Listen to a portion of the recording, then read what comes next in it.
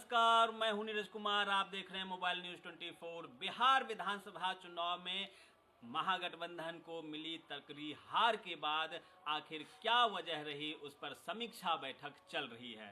दिल्ली में कल समीक्षा बैठक हुई, वहीं अब बिहार में भी समीक्षा बैठक होने वाली है। अलग अलग विधानसभा में उम्मीदवारों ने मेहनत किया, कार्यकर्ताओं ने मेहनत किया, फिर भी सीट हार गए। अभी हम लोग हैं सोनवर्षा विधानसभा में और सोनवर्षा के बनवा इटहरी प्रखंड के अध्यक्ष हमारे साथ राम कुमार पासवान जी हैं। इनसे जानेंगे कि सोनवर्षा विधानसभा सीट हारने का क्या वजह रहा होगा और किस प्रकार से इन्होंने अपने मंडल में, अपने ब्लॉक में कार्यकर्ताओं को समझाया और क्या निकल के आया, आखिर क्यों ये स्थिति हुई। राम कुमार जी, आप बताएं, चुनाव हो गया, सब कुछ हो गया, आप लोग बहुत मेहनत कर रहे थे, लेकिन रिजल्ट लगभग सिफर मिला, जीरो मिला। 6 सीट जीत कर आए हैं, 61 में से 6 अर्थात करीब 10% आपको रिजल्ट मिला है। क्या मानते हैं, क्या वजह रहा होगा? देखिए, मैं तो सोनवर्षा विधानसभा से प्रबल दावेदार था टिकट का, लेकिन सोनवर्षा विधानसभा जो सीट हमारी चली गई, जो कैंडिडेट हमारा हार गया, इसका स्पष्ट मैं ये कहना चाह रहा हूँ आपके चैनल के माध्यम से कि इसके जिम्मेदार 4 लोग हैं। नंबर 1 कुणाल चौधरी, कुणाल चौधरी जी रहने वाले हैं कहाँ के? मध्य प्रदेश के। नंबर 2 शाहनवाज आलम साहब हैं, वो यूपी के रहने वाले हैं। नंबर 3 राजेश राम और नंबर 4 में है कृष्णा अल्लावारू जी, जो कर्नाटक के रहने वाले हैं, दक्षिण भारत रहने वाले हैं। अच्छा।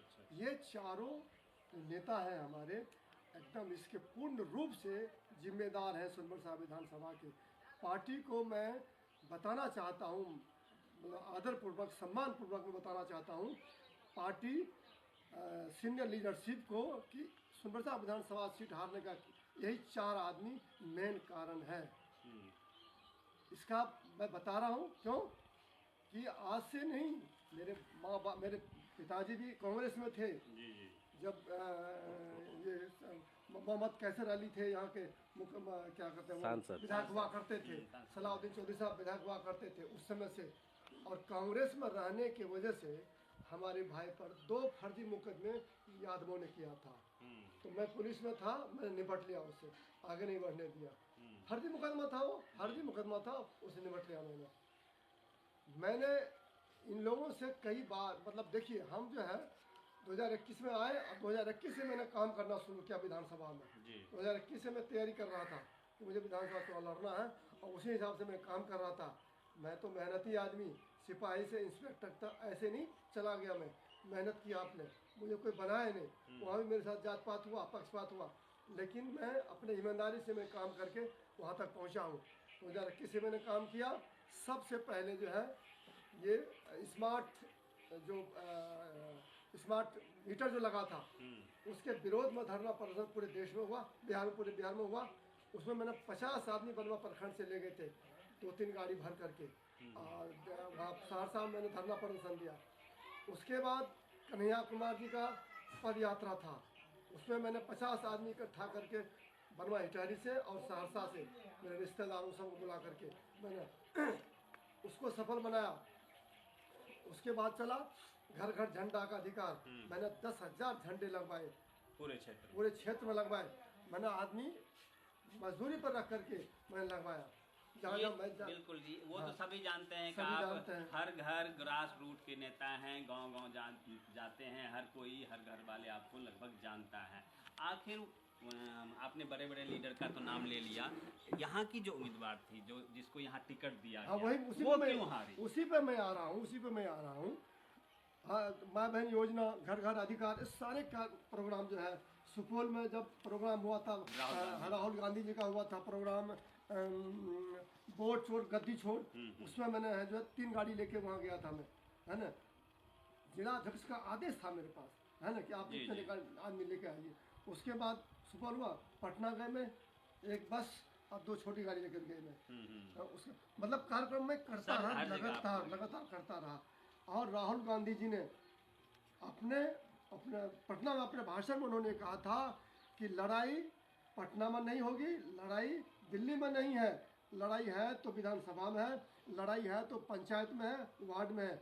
वहाँ जाके आप लड़ाई लड़िए, वहाँ जाके मेहनत करिए, जो मेहनत करने वाला है उसी को टिकट मिलेगा। इस बार जो है पैराशूट से उम्मीदवार नहीं गिराया जाएगा। और हम लोग सहरसा, पटना, दिल्ली करते करते जो उम्मीदवार हैं वो थक गए। बहुत पैसा बर्बाद किया मैंने, 6 लाख रुपए तो अभी मैंने बर्बाद किया है इस टिकट के चक्कर में। दिल्ली और पटना और सहरसा करते करते 6 लाख रुपए, 10-10 आदमी ले साथ लग करके मैंने उनका खाना पीना, होटल का खर्चा वर्चा, है ना, इस तरह से। और मैं देखिए, मैं कृष्णा अलावारू से और शकील अहमद साहब से, शाहनवाज साहब से और ये कुरान चौधरी से मैंने चैलेंज किया था कि मुझे पार्टी फंड का पैसा नहीं चाहिए, मुझे टिकट दीजिए और मैं जीत करके सेहरा आपके सिर पर बांध दूंगा मैं। ये मैंने चैलेंज मैंने किया था, लेकिन हमारी एक बात नहीं सुनी और उन्होंने एलजेपी के कैंडिडेट को लाके उतार दिया। उसको जो भाजपा के आइडियोलॉजी पर काम करता है चिराग पासवान, एलजेपी, और उस पार्टी के उम्मीदवार को ला करके यहाँ जो है टिकट दिलवा दिया। तो हारेंगे तो और क्या होगा, कार्यकर्ता के मन पर इसका प्रभाव पड़ा।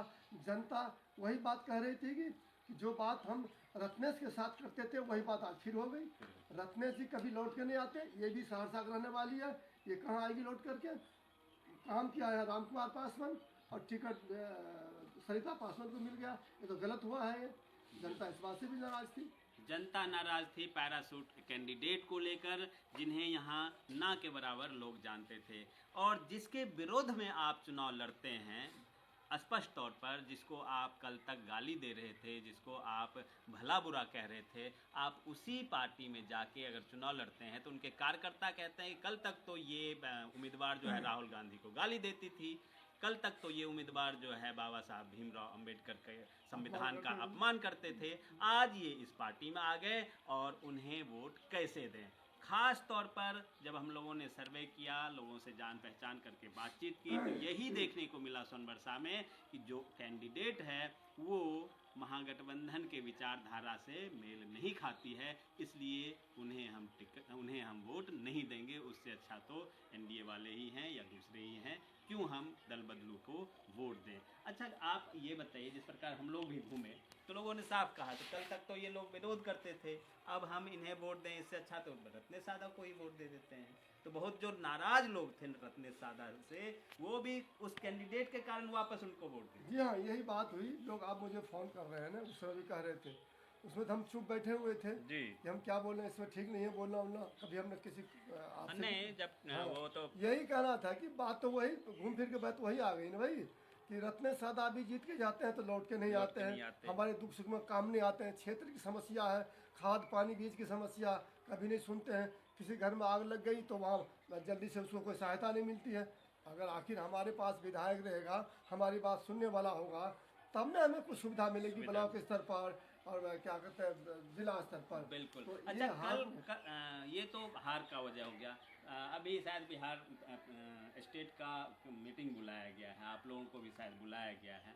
कल जब आप लोग उस मीटिंग में जाएंगे तो यहाँ के बारे में आप लोगों से मांगा जाएगा बोलने की कि भाई क्या वजह है।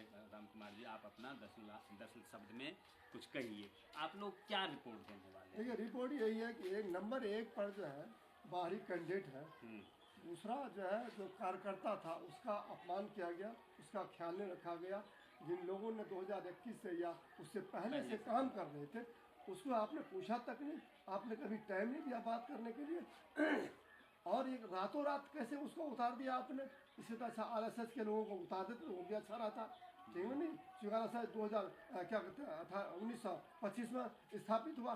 ये तर्क है इन लोगों का कि ये 3 बार चुनाव लड़ चुकी है। अरे 3 बार चुनाव लड़ चुकी है तो कौन से कांग्रेस से लड़ी है? ये तो लोजपा से लड़ी थी ना, दूसरे विचारधारा की लोग पार्टी से लड़ी है। तो फिर उसको जो है इसे अच्छा तो आरएसएस के लोग को लाके बैठा देते हैं, ठीक रहता। वो 1925 में जो है वो गठन हुआ है। तो ये सारी वजह रही यहाँ से हार की, और यही कमोवेश पूरे बिहार में महागठबंधन के कई उम्मीदवारों के हार का कारण बना है। कहीं और से उम्मीदवार को उठा के ला के अगर दे देंगे तो जनता अब बेवकूफ़ नहीं है। ठेकेदारों के कहने पर अब जनता वोट देने वाली नहीं है। जनता को नेता चाहिए, ऐसा नेता जो उन्हें फेस टू फेस जानता हो, उनसे हीलिंग रिलेशन रखता हो, तभी आपको वोट मिलेगा, तभी आप जीत पाएंगे। बने रहिए मोबाइल न्यूज़ 24 के साथ। आप तमाम दर्शकों का बहुत बहुत धन्यवाद। राम कुमार जी, आपका भी बहुत बहुत धन्यवाद। Thank you sir, thank you. आप यहाँ तक आए और आपने जो है इसका कवरेज किया, आपने कवर किया, बहुत बहुत धन्यवाद आपका। धन्यवाद।